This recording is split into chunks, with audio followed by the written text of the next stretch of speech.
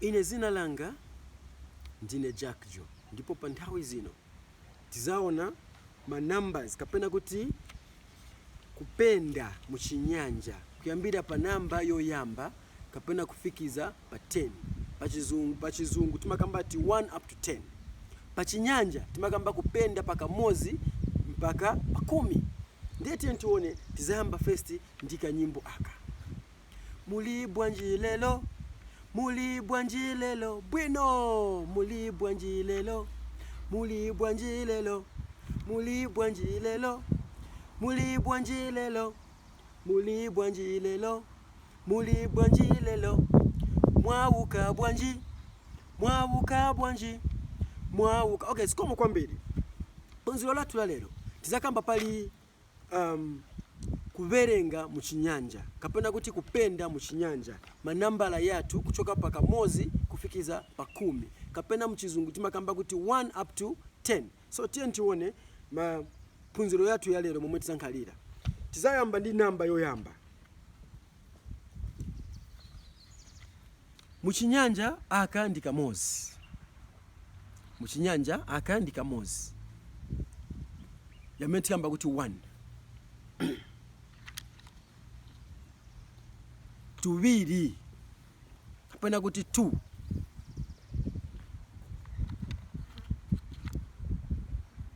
Tutatu kapena kuti 3.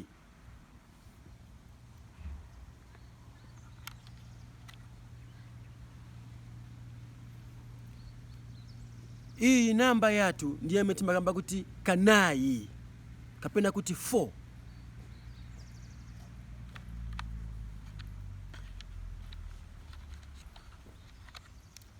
Hii ndi kasano kapena kuti 5.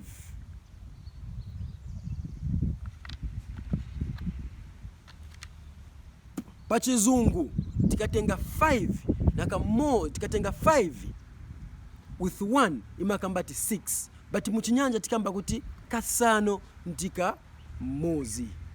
Kasano ndika mozi.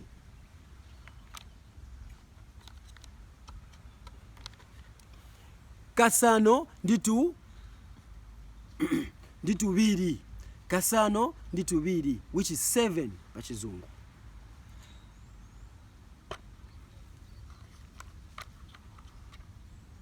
Kasano nditu tatu kapena kuti 8 muchizungu.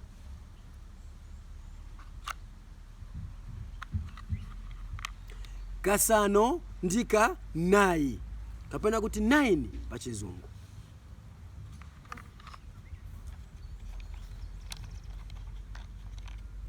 Kasano ndi kasano pamozi ni 10, timati 10, which is 10 pa chizungu.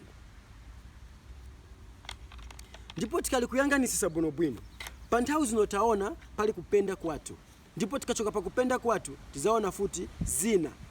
Tiyambira tikamba kuti pa chizungu timakamba ti days of the week, but pa chinyanja tikamba kuti masiku. So tione pa siku yoyamba. Siku yoyamba yomwe timati Monday, pa chinyanja timati Lolemba.